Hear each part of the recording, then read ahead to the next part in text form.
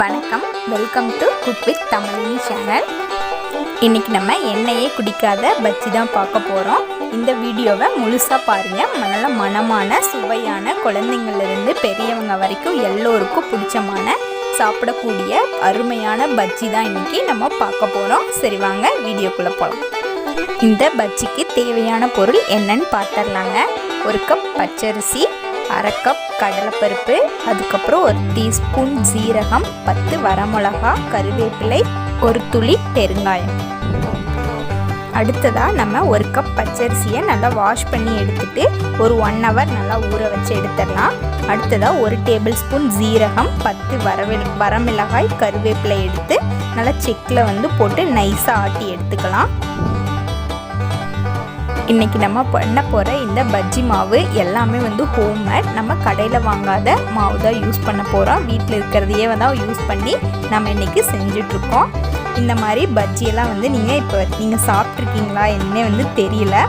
வெளியில் கடையிலெல்லாம் குறிப்பாக ஏதாவது ஒரு கடையில் மட்டும்தான் இந்த மாதிரி ஆயில் பிடிக்காத பஜ்ஜி கிடைக்குது. எல்லா கடைகள்லேயே பஜ்ஜினாலே ஆயில் ரொம்ப அதிகமாக நம்ம நியூஸ் பேப்பர் வச்சு 2 சைடும் அமுக்கி அதை மாவு மாதிரி பண்ணி தான் சாப்பிட்டுட்ருக்கோம்.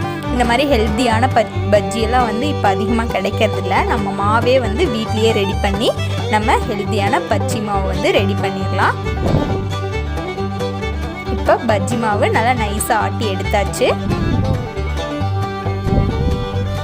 இப்போ செக்கையும் நல்லா வாஷ் பண்ணிவிட்டு அந்த தண்ணியை இந்த பஜ்ஜி மாவுக்குள்ளேயே எடுத்துக்கலாம். ஃபஸ்ட் டைம் வாஷ் பண்ணுறத.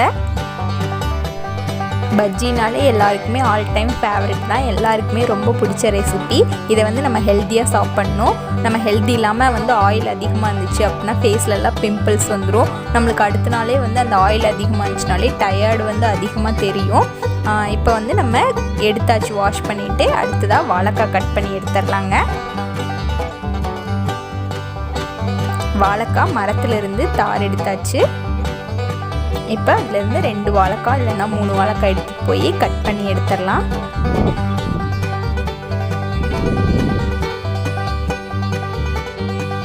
நம்ம ஆட்டி எடுத்த பச்சரிசி மாவு கூட நம்ம வீட்டில் எப்பவும் போல ஆட்டுற இட்லி தோசை மாவு இருந்தால் அது 2 கரண்டி ஆட் பண்ணிடலாம். இதுக்குள்ளே சோடா உப்பு அந்த மாதிரி எதுவுமே சேர்த்த வேண்டாம். நமக்கு சேர்த்தாமையே ரொம்ப பஃபியாக அதுக்கப்புறம் ரொம்ப கிறிஸ்பியாக சூப்பராக வரப்போகுது. பெருங்காயம் 1 துளி சேர்த்துக்கலாம். கூட கடலை மாவு வீட்டில் நீங்கள் வச்சுருந்தா அதை ஆட் பண்ணிக்கோங்க. இல்லை அப்படின்னா நீங்கள் கடலைப்பருப்பை கடாயில் நல்லா வறுத்துட்டு அதை மிக்சியில் நல்லா நைஸாக பவுடர் பண்ணி அது 1/2 கப் எடுத்துக்கோங்க. அடுத்ததாக வாழைக்காயை கட் பண்ணி எடுத்துடலாம்.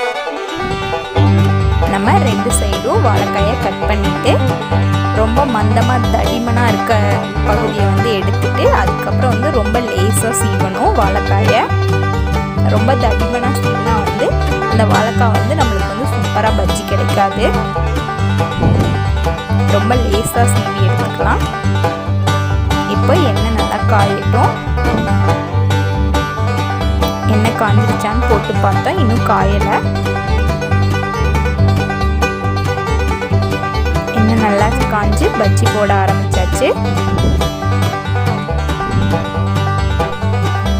எல்லாருமே பஜ்ஜி மாவு அப்படின்னா அதில் கடலை மாவு தான் அதிகமாக இருக்கும் அப்படின்னு சொல்லி எதிர்பார்க்குறோம். ஆனால் நமக்கு கடலை மாவு போடாமையே அரிசி மாவுலேயே நமக்கு ரொம்ப சூப்பராக பஜ்ஜி ரொம்ப பஃபியாக இருந்துச்சு. நமக்கு கிறிஸ்பியாகவும் இருக்குது. இந்த மாவில் நீங்கள் பஜ்ஜி போட்டிங்கன்னா ரொம்ப ஹெவியாக இருக்காது. ரொம்ப லைட்டாக தான் இருக்க மாதிரி இருக்குது. ரொம்ப கிறிஸ்பியாகவும் ரொம்ப டேஸ்ட்டாகவும் இருக்க போகுது. அதிகமாக எண்ணெயும் இந்த பஜ்ஜியில் பிடிக்காது. நம்ம சோடாவும் சேர்த்த வேண்டியதில்லை. இந்த பஜ்ஜிக்கு நமக்கு ரொம்ப சூப்பரான பஜ்ஜி ரெடி ஆயிடுச்சு. ஹோம்மேட் பஜ்ஜி ரெடி ஆயிடுச்சு. இன்றைக்கி நம்ம சேனலில் எண்ணெய் பிடிக்காத ஹோம்மேட் பஜ்ஜி மாவு எப்படி செய்கிறதுன்னு பார்த்தாச்சு. சேனலை ஃபஸ்ட் டைம் பார்க்குறவங்களா இருந்தால் சேனலை கண்டிப்பாக சப்ஸ்கிரைப்